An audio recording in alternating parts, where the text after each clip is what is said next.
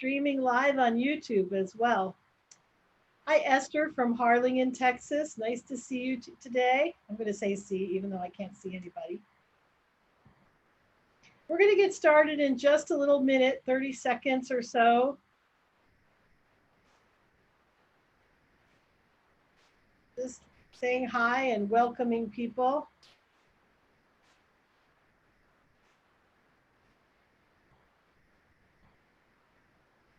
Awesome.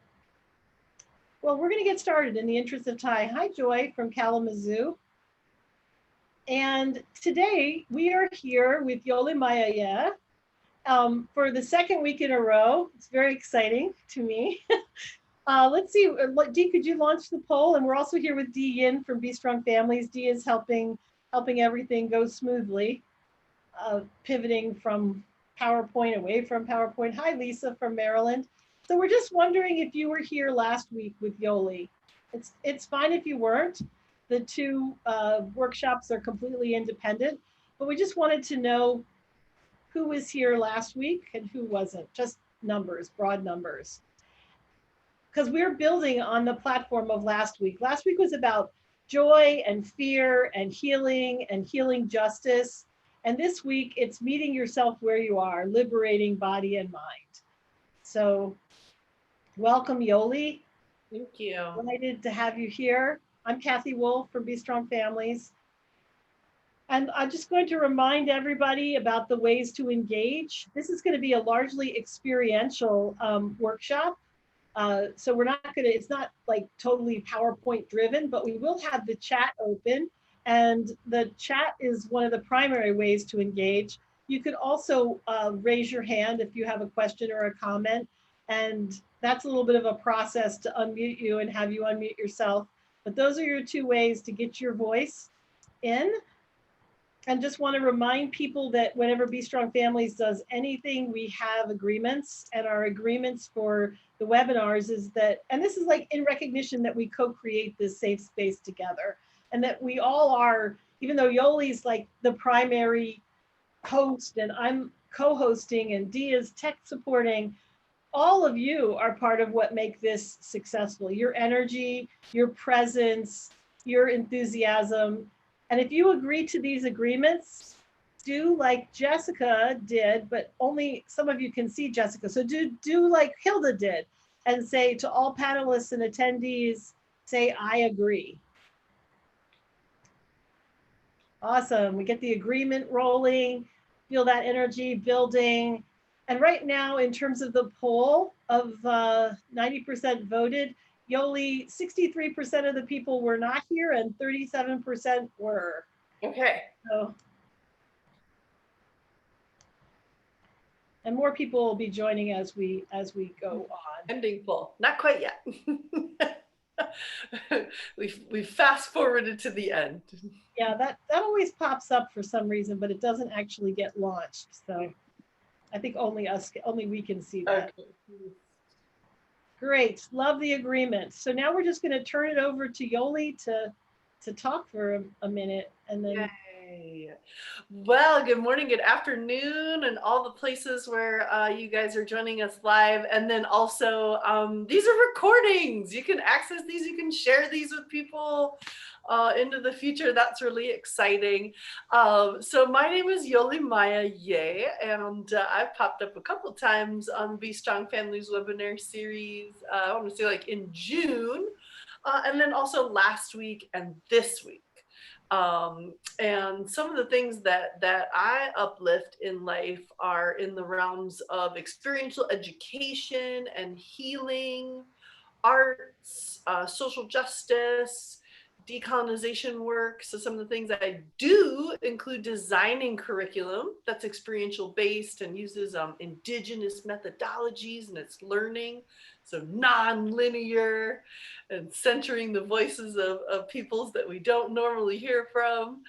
And then I also work clinically with the body and people and their transformational healing experiences. So sometimes that's in specialization of chronic conditions and autoimmune and unexplainable and untreatable things. And sometimes it's just women's medicine, youth, And then the occasional curious crisis. Something else I do a lot of work with is grief. Grief of all sorts and manifestations, as well as things like traumatic birth processing. So I hold a pretty intense space. And at the same time, some of my personal values are rooted in play and humor, creativity, joy, pleasure, sensuality. Like, I love experiences of the senses. And sometimes that can also include pleasure and eroticism and eros and love. And so today we're going to really build on last week's conversation. Yeah, last week was like all PowerPoint, all theoretical, where I did a little bit of a weave, a braid of healing justice, uh, um, and looking at the 5 elemental model found in East Asian medicine. So we're talking about like Chinese medicine and its diaspora through East Asia, all the way to Japan. Um, and a sprinkle on top. Well, I should also say, so we did healing, introduced to the framework of healing justice, like transformation and liberation. 5 elemental model, so a structure to work with to understand this body and the environment, and this body in the environment, right? So we have an intra-relating with self and environment, right? And then we talked about generational and intergenerational trauma, right? And the grief that arises. So what is a framework? What's a process that we could engage that is embodied, dynamic, transformative, right, in its nature, and helps us take these immense multitudes of grief that we are experiencing individually and collectively at the moment, and move them through a process. I'm not saying finish them up or get rid of them, but where we find ourselves so often is not engaging it at all. And so guess what? It makes a backlog, right? And then all of a sudden we are overwhelmed because we have individual grief, we have collective grief, we have cultural grief, we have intergenerational grief, and it just basically gets like to be completely overwhelming. So what we didn't get to last time was any questions, any discussion, or any embodied practice. So I wanted to offer up space now and also after we do some embodied practices together to pose questions from last week. So in this start, if you had some questions from last week, some curiosities, um, you have you can pop those questions into the chat and we can weave this into the conversation right now. And then it's my intention that at the other book end of this session that we'll have a little bit of space as well for even just simple reflection or some question asking. So I had some questions, Yoli, just based on what you were saying about the 5 phases and the 5 elements. And I remember this, from last week, that this was a template for the world and also for our bodies and our selves, and that there's a connection between those two things, that these 5 elements. But could you talk a little bit about how joy and fear manifest in these 5 elements in us? Yeah, absolutely. Absolutely. So, of course, this is the basis for the 5 phases are a basis for an entire indigenous medical system. So us fitting this into just, half a 30-second answer here is we are simplified. So if we could just go back to the previous slide, and I can kind of walk us through, even in the context of grief. right? Mhm. So grief is very metal, right? Huh. Each of these, they look like elements, right? The fire element, there are at least three on here that are pretty popular in elemental models, whether that's of like, you know, alchemy from like European origin, or South Asian, Ayurveda. Now, there's a reason why these are what they are, and there's a reason why the title is the five phases, Okay. because these aren't actually elements, they are moments in time. And what they are illustrating is the cyclic nature of time. All emotions have cyclic nature. Grief as a process, especially, really kind of central thing is that it's cyclic. It will have, or we could see it like the wave cresting and falling. It will have its intensity, it's like absolute it's break, and it's let down back into relaxation.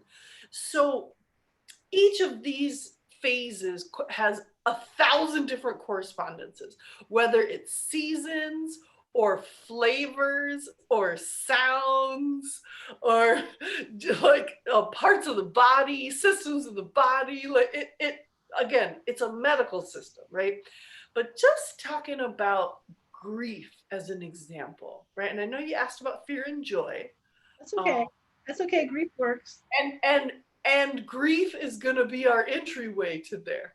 Yeah. Why?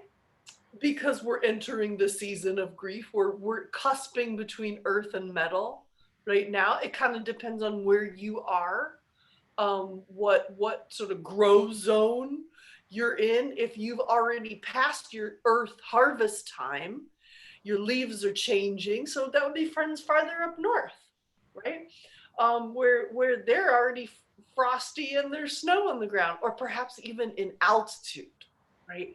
So Earth is our harvest time, and even look at the color, right? Yellows, browns. It's the trees changing. It's the harvest. It's the fruit falling. It's rotting. Like because we didn't get all the apples and they're on the ground and they're rotting. That's Earth. But we're right on the cusp of coming into the metal season, and we'll know when it gets colder, drier, windier, and your lips start chapping and your hair got dry, and you're feeling the contraction of autumn, like really coming in. And so that's where grief is at home. Mm. It's actually in the metal phase. Mm. And so I think why I keep bringing up grief is because I basically want to get you guys ready for what's right around the corner. Like we're in Earth right now. We're eating the apple pie. We're enjoying. I got my turtleneck on and breathe, kind of feel. But like where we're headed, it's actually a little bit tougher place. And we've already been in a collective, quite stressful, grieving place for many, many months now in the COVID atmosphere. So, if we're situating grief in the metal phase, then if we go around the phases from metal to water, water to wood, wood to fire, fire to earth, that's called the creation cycle. So earth is the mother of metal and metal is the mother of wood. Now, what about like how this cycle controls itself? Because it can't just be expansion. The system can't just be growth. It needs its equal and opposite, and that's contraction, right? So that's where we see kind of this five-pointed star in the middle. It's actually just drawing the trajectory, and it happens to show up as a symbol that we know. So if we're starting at metal again, and metal controls wood, right? Because metal chops wood, and wood controls earth, because wood's roots, like the roots of a tree, hold the earth. Earth controls water. Water would go everywhere if Earth didn't create embankments. Think like a river. Water controls fire. We know we can put out a fire with water. We prayed for rains for the fires out west, right? And fire controls metal, because what on earth could melt metal of these five phases is fire. Fire melts metal. So we say grief. So if grief sits in the metal area, and we wanted to understand like that there's not one form or one expression of grief. There are multiple expressions of grief. Think about your own experiences of grieving, and it may not be very hard. I experienced a huge loss during this COVID phase and have been in a deep grieving process for several months now. And we see one day we're angry, one day sad, one day totally like uplifted, like, and you're like, that's weird, and then back to like worrisome, and then kind of flying around. And so really grief has multiple expressions if we look at it through the model of the five phases. And so we have the earth of grieving, right? And so that's going to be the worry of grief. Metal is the sadness of grief. Water is the fear of grief. Wood, the anger of grief. Fire, the joy of grief. So when I went to design a dynamic embodied grieving space in working with a group of other healers, it was all women of color, and we wanted a model, just some structure, right? Because we said these five phases are you, it's your body, also the environment. And so it's the interaction of us in the environment and the influence of that relating, that interrelationship. And so we started at the metal phase. And we started with the sadness of grief. We traveled to wood, the anger of grief, earth, the worry of grief, to water, the fear of grief, culminating in fire, the joy of grief. And that was when I had like the biggest aha moment that, well, what is the joy of grief? Like, though we know there's not just one interpretation of that, but the thing that really popped into my mind clear as a bell was it's the celebration of being alive. That what a process of embracing the multiple expressions of something like grief, where we could arrive to is an expression of the joyfulness that is being alive, the celebration of life itself. And when I put that in the context of intergenerational, I think that those who have passed on, my father passed in June, and the solace, the joyfulness that I experience knowing that he is now in my ancestor field, and every time I tap into the strength of my ancestors, he's right there. Like it's like instant dial-up, like right there.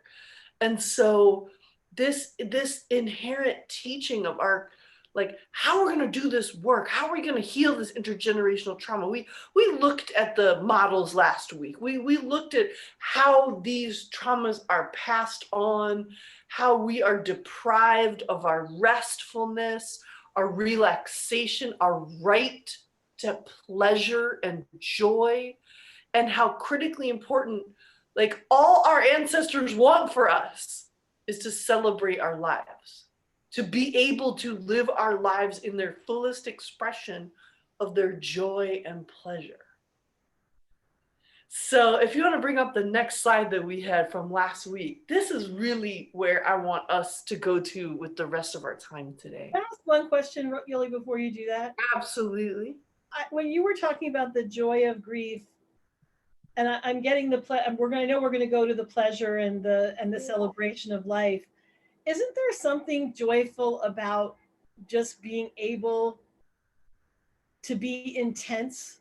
Like I guess to feel intensely. Is that Absolutely. just me? Well, I mean, I'm just thinking of like even grieving rituals where people keen and people, like just let it all out, like being able to like just experience the fullness of your emotions and have that be held, seems like oh, part of joy to well, me. when we set out to design that space, that embodied grieving space, um, I can't even yesterday I was forgetting the name, but it was something about emotions. It was like expressing emotions is what we called it, because our original idea was like, we used to grieve together. Like we used to come together and wail, Mm-hmm. and let it out and do that in a collective communal way. And this was now 3 years ago that we were like, no, we need to create this space. And that was what we wanted to revive. And what we knew was that the knowledge lived in our bodies, that this was our own ancestral knowledge as people of color. And it's not just as people of color, but it's in everyone's body. But we're people of color, so we're okay, and like that it was in there and we just needed to access it. Little did we know that we were about to embark, each one of us, on a 2-year journey of learning about what is grief. I had never engaged grief a day in my life. I just totally didn't even know that grief was a superpower. And so I don't think it's a coincidence that it's sort of in our conversational field today, to, as much as I'm like, all right, let's center pleasure and joy, kind of thing. And so let's wail, together. Let's just ugly cry. It's part of my journey the last couple of years too, that is, intense, experiencing ways of feeling that intensely. And sometimes it was intense pain, but just being able to connect with that intense pain and let it out, like it's hard to. Holotropic breath work is what I'm thinking of. But Holotropic breathwork school. I don't know the name. I have another friend like breathwork, because breath brings us back to that mhm. polyvagal theory that we were looking at last week, of like how we get back into rest and repair space. How we can't stay in fight or flight. We can't stay in rapid response mode all the time. And I saw another webinar topic you guys did. I don't know, it was either last week or this week, that like, all right, now how tired are you? Like level of fatigue. No, we can't keep up level response of, March, April, May, June. No, and it has to flow just like the 5-phase model. It has to flow with the seasons. It has to flow with the vibes in the environment itself at that time. And you can't act like how you respond to something in summer, how you would in fall or spring and winter. You can't. That's how the battery runs down more and more and more. So I introduced you guys last week to a concept called pleasure activism, and this is the book, Show and Tell: Pleasure Activism, the Politics of Feeling Good. See, part of the problem, Kathy, to give a little addendum to your question there, is as people of color, it was dangerous to grieve because that was perceived as making one weak, and if one was weak, then possibly you would not physically survive. So put that into a few generations, and all of a sudden we have these like, generational practices. I can definitely say, like in Black American culture, where it's like, stop crying. Like, like, no, we ain't got time for that. Like, whose great grandmother is like coming through right now? Like, we ain't got time for that. Meaning, like, don't show weakness. We don't have time for that. We got surviving to do. We have future ancestors to live for. So yeah, you pass that down through a few generations, and all of a sudden you do arrive to the place where we are, which is a pretty crippled emotional place. And so when we are bringing in the work of decolonization, the healing, justice, peace, and we're saying that centering pleasure and joy is our right and it is an act of resistance, one of the most radical things we could do is lay down and rest. is take that step forward. But I just want to read even a couple more examples from the words of Adrienne Marie Brown of pleasure activism. And this is a compilation. There's many authors in here sharing their thoughts and anecdotes and personal narratives on pleasure activism, the politics of feeling good. So pleasure activism asserts that we all need and deserve pleasure and that our social structures must reflect this. In this moment, we must prioritize the pleasure of those most impacted by oppression. Right? Pleasure activists believe that by tapping into the potential goodness in each of us, we can generate justice and liberation, growing a healing abundance where we have been socialized to believe only scarcity exists. Powerful, powerful, powerful, powerful. Pleasure activism includes, yeah. That one again. Yeah. Pleasure activists believe that by tapping into the potential goodness in each of us, we can generate justice and liberation, growing a healing abundance where we have been socialized to believe only scarcity exists. I love that. I think it's the core of Be Strong Families too. I mean, I just think that finding that goodness in everybody and amplifying it, Yeah. is as the way to change, as the way to transformation, as the way to healing, is really what we're about. Yeah. So I connected. Last week was just a surface introduction to there were a little bit more elements of the construct of everything from slavery, forced diaspora, the dismantling of family structures found in indigenous communities, oppression, violence, all the systems that are against us, the intergenerational trauma. It's like, but like, what is the work gonna look like? Like, what does it look like to, understand and define those limitations, those systems that inherently are limited? Because I gotta tell you, scarcity as a core economic concept did not come out of the imagination of any indigenous people on this earth. Right. Right? What is the core tenet of capitalism? That right. We live in a world with unlimited desire, unlimited wants, and limited resources.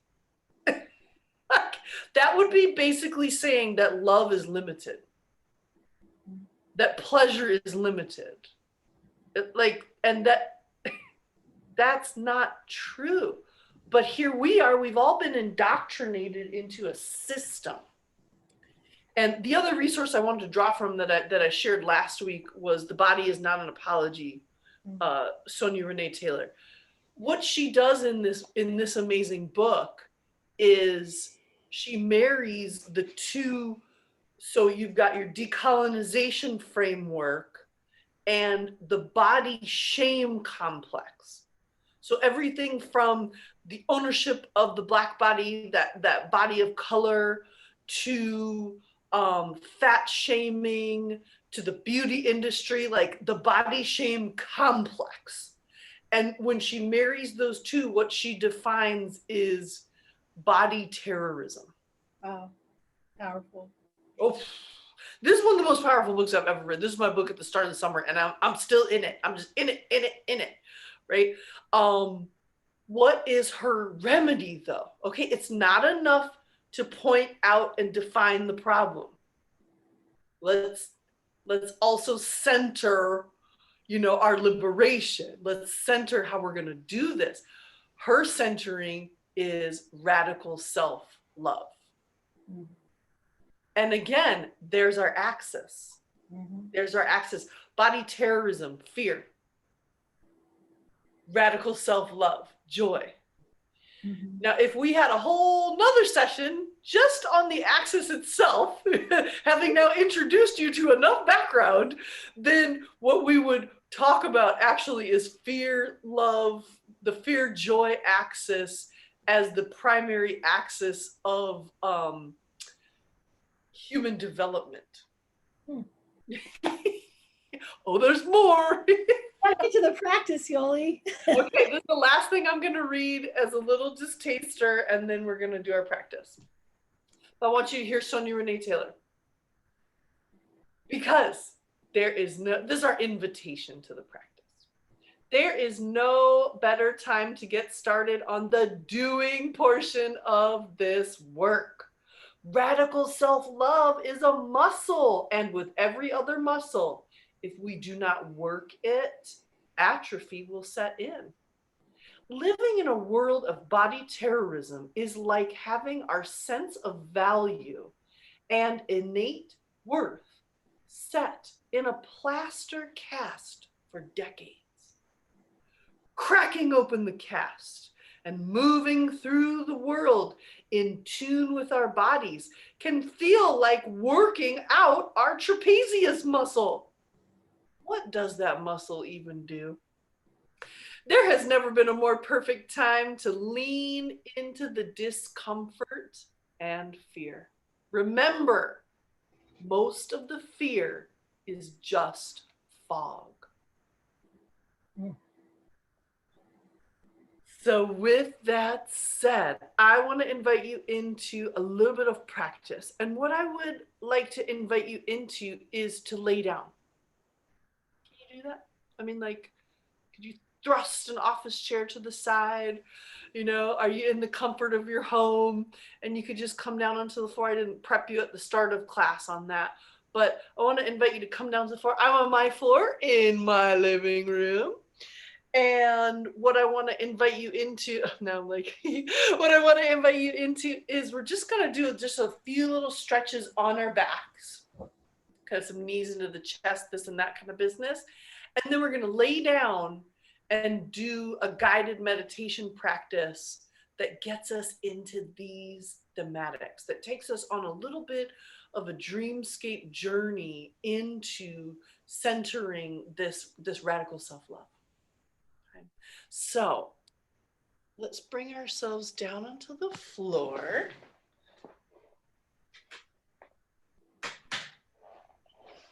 And I'm just down here on my yoga mat. And just,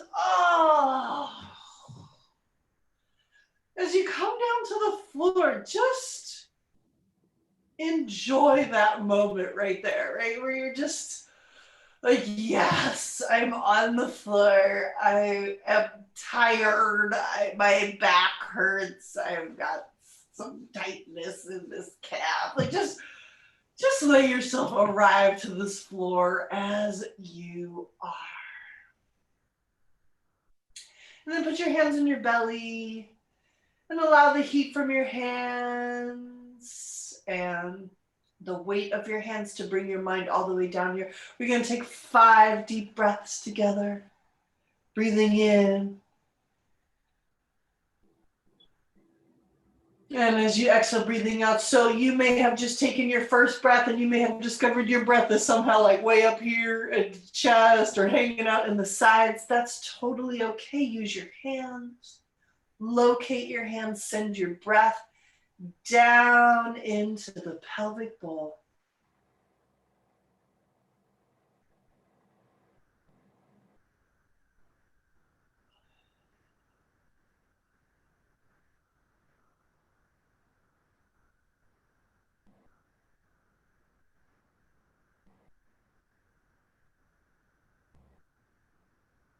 Do not worry about the length of your breath. You do not need to judge your breath. This is your liberation practice. You are allowed to liberate yourself from all the shoulds, all the preconceived ideas of what your breath should be like, and just meeting yourself where you are.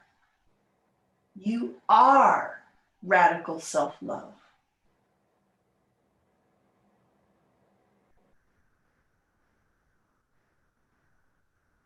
How about one more of these delicious belly breaths? And if you were with us last week, this was one of our practices that massages the vagus nerve, innervating sympathetic and parasympathetic nervous systems. This is the gateway to the rest and response mode, the stay and play mode.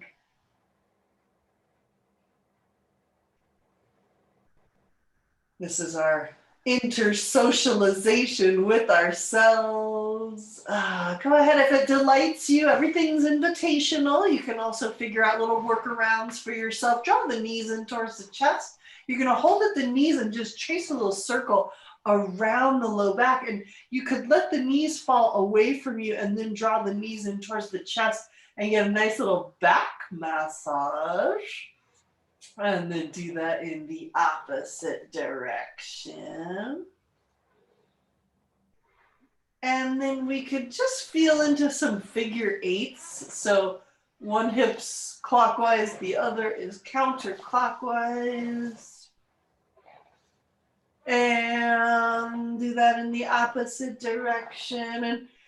And you might feel like your head's starting to bob along. Just let all the little spirals emerge. And now we're going to keep just the right knee in towards the chest, stretch the left leg onto the floor. Yes, you could flex both feet if that felt good. You can also hold from behind the back of the thigh. Now breathe into the low back, breathe into lower abdomen.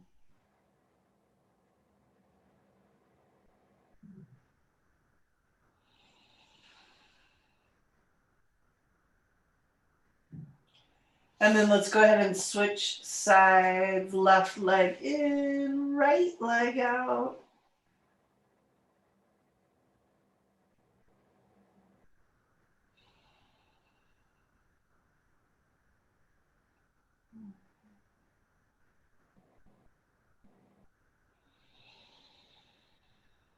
Again, these deep belly breaths. So you'll take that belly breath and you'll feel, oh, it's a little squeezy on the side where that knee is in, but oh, we've got open space behind, open space in the opposite hip. Breathe in and stretch this leg like that. And then just stretch the arms overhead and stretch the legs and make yourself as tall and long as you can.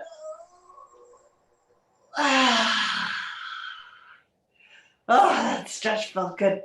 Now bend both knees, bring the arms out to the side and just zigzag twist, side to side. So I have space between my feet and it feels good. So I'm turning my head in the opposite direction.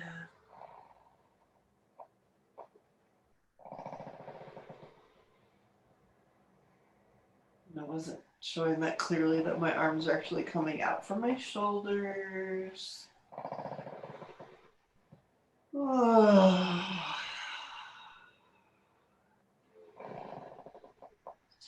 All right, coming back to the middle. So what I want you to think about is that we're gonna lay down for the next about 10 to 15 minutes. And that means you're gonna need to be a little bit more comfortable than nothing under your body. You may like a pillow under your head,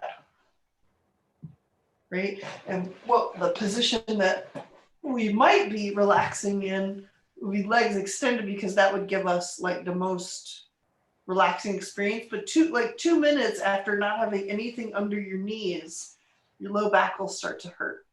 So maybe a blanket folded, another pillow. I'll show you a pillow that I have here that is shaped like a cylinder. And that could just go right under the backs of the knees. You may like a little blanket on top. Let's just stay nice and warm and cozy. So I want you to take a minute and get yourself nice and cozy.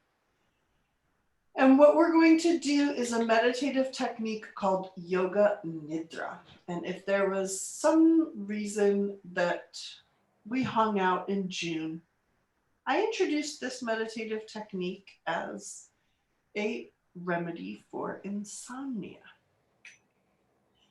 Not just because it's restful itself, not just because we can mimic brainwave states similar to sleep. In addition, what we're doing, the result of this practice called yogic sleep or conscious relaxation, is resetting rhythmic rest, literally resetting the sleep rhythmic cycle. Remember those 5 phases? Remember I said it's about moments in time, cycles. So you're going to hear some sounds. There's a little kind of soft humming sound in the background. You may hear the sound of this bell. You may hear some kind of wind chimey sounds. You may also hear the sound of this singing bowl.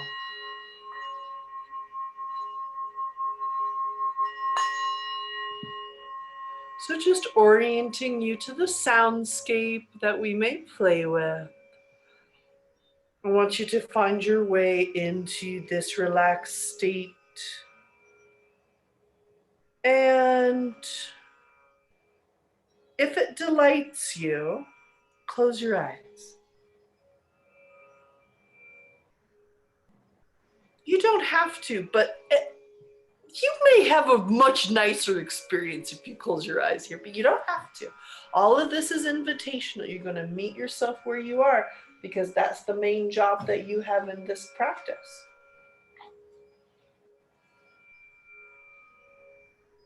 And just come back to that deep breath.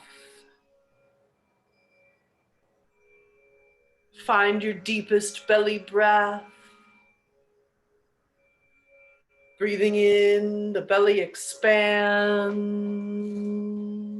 The belly expands to the right, to the left.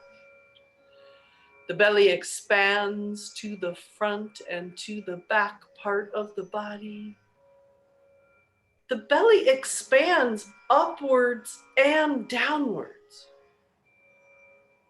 Feel expansion of the belly in all sides. And with each exhale, your body is melting, melting, melting into the floor. And as you rest into the floor, the earth herself rises up to meet you. And who knows, you might have a little image of that. Like you're laying on a beautiful bed of moss. Oh, the softest, coziest bed of moss rising up to meet you. It's the perfect temperature. Everything's the perfect temperature in this dreamscape we're in. And you feel held because you are held in the love, the unending, non-judgmental love of the Earth Mother herself. Let yourself rest into that space, into that space.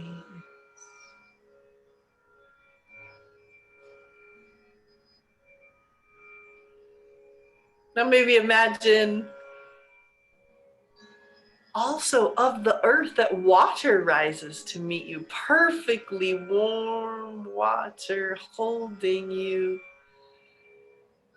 settling this body. Just kind of see as we go through these little natural scapes, which one speaks to you the most? Oh, this perfect watery bed, water itself.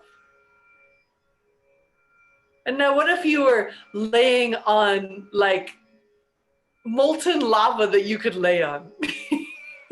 So maybe that's in the form of like a bed of like a mud bath. If you've ever had the chance to be in a volcanic mud bath, this warm,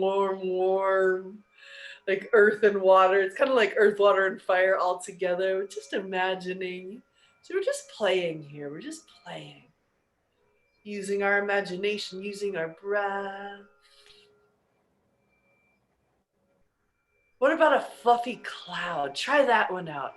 You're breathing in expansion, and as you exhale, relaxation held in the fluffiest cloud in the air. Fluffiest cloud, holding you, relaxing. And just allow your imagination to settle into this body itself. This body itself. Feeling this body itself in the form of the tip of the right hand thumb. Just take yourself there and feel the form of your right thumb and index, middle and ring fingers, the pinky finger, and just feel the right palm and the right back of the hand, the right wrist, the right forearm, the right elbow, the right upper arm, the right shoulder. Now feel this form of your body in the form of the tip of the left hand thumb and index, middle finger, ring finger, pinky finger. The palm and back, the left hand, the wrist, the forearm, the elbow, the upper arm, the shoulder, and then arriving in this beautiful, expansive space. Beautiful, expansive space in the heart center.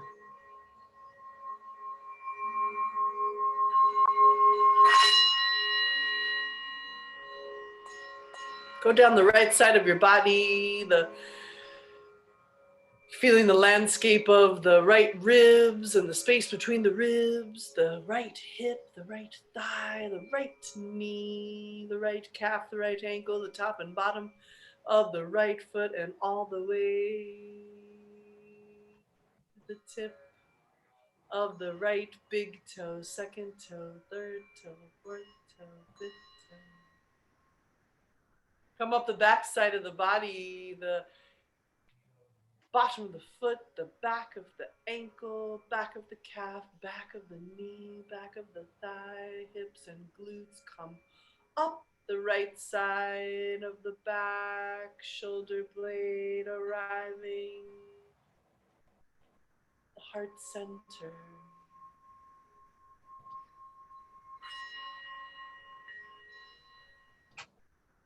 Take that journey down the left side of the body, the left ribs in between each rib, the left hip and thigh, knee and calf, the ankle, all the way to the top and bottom of the left foot, all the way to the tip of the left big toe, second toe, third toe, fourth toes, and fifth toe. Up the back side of the left, bottom of the foot, the back of the heel, the back of the calf, the back of the knee, back of the thigh, the left hip and glute, the left side of the back, and all the way to the expansive center of the heart. Expansive center of the heart. Follow the landscape of the right side of the neck, the left side of the neck, the front of the neck, the back of the neck, and come into the head region, feeling the right cheek and the left cheek, the right ear and the left ear, the right temple in the left temple, the right nostril, the left nostril, the right eye, left eye, right eyebrow, left eyebrow, the space between the eyebrows, the right lobe, the left lobe, and the expansiveness at the crown of the head. Come around to the back of the head resting on the floor, the back of the head where it meets the neck. And now feel the whole right side of the body. And now feel the whole left side of the body.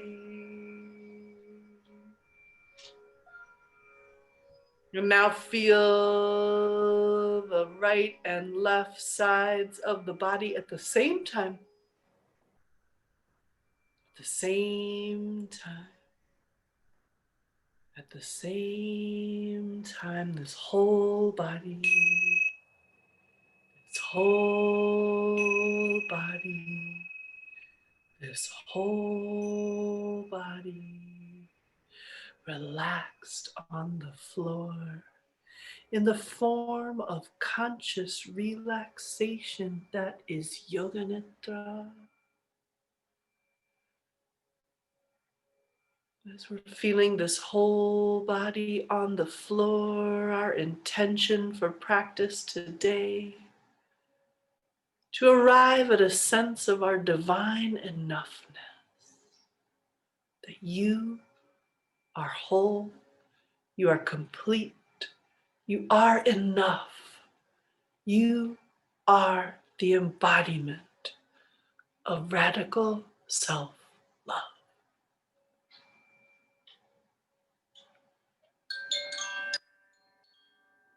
You are radical self-love. And so what would it be? What would it be to feel fear?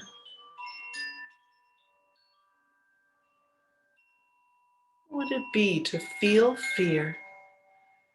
The contraction of fear.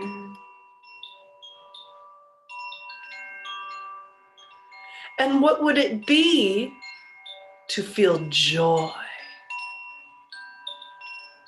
The expansion of joy.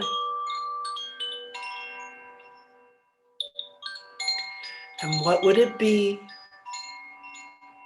to feel fear and joy at the same time?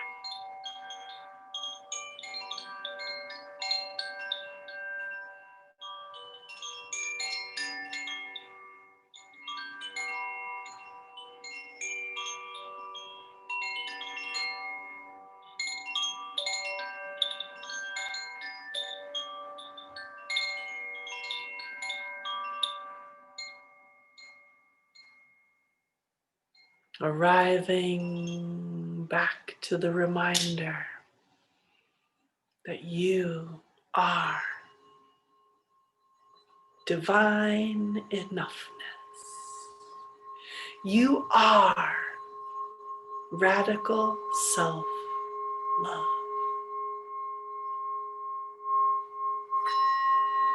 So as we come towards the end of this relaxation meditation, allow your ears to reemerge to the sounds around you. Move the tongue around inside your mouth, wiggle your fingers and toes, stretch your body in all directions. That feels good.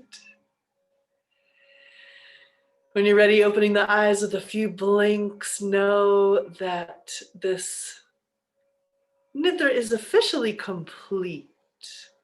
And now we hold ourselves in a little in-between liminal space of listening and knowing, of curiosity and adventure as we continue to invite the opportunities and possibilities of centering joy and pleasure in the liberation of ourselves.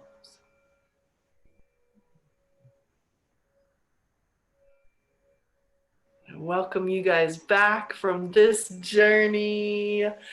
And I thank you for your attentiveness, for your listening. And I would love for you, just in the last couple minutes here, Kathy shares some information and things with us. If you feel called to just pop into the chat, just what you're feeling right now. And I really invite you to consider that we always feel a combination of pleasant and unpleasant feelings at the same time. And so if something felt unpleasant, you please feel free to express that as well. I'm very thankful for this time and opportunity to share with you tools that I know have been so helpful and relevant in my own life, deeply, deeply transformative and healing. And I share that energy with you on this fine day. Thank you so much, Yoli. Thank you very much. It's really powerful to think about feeling fear and joy simultaneously and feeling everything, that there's a balance to our feelings all the time. It's not all positive. It's not all negative. It's a fractal. What are people feeling? What are people feeling in the chat? Feeling friendship in the accepting nature of Yoli and the company of my sweet dog after that yoga nidra. Dogs love nidra. Mm-hmm. My cat loved it too. She was very curious. Who else feels so? Elda says she feels so relaxed. Popping these books in the chat. Really relaxed. So glad to take this time out for myself. A gift. That's what we're hoping these are in the middle of the day. Gifts for yourself. Who else? What else are you feeling? Dorothy says she feels calm and relaxed.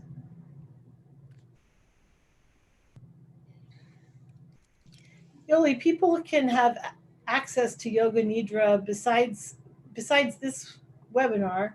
How else can people, if this was a good experience and they'd like more Yoga Nidra in their life? I would direct people towards the Yoga Nidra Network, where there are hundreds of free Yoga Nidras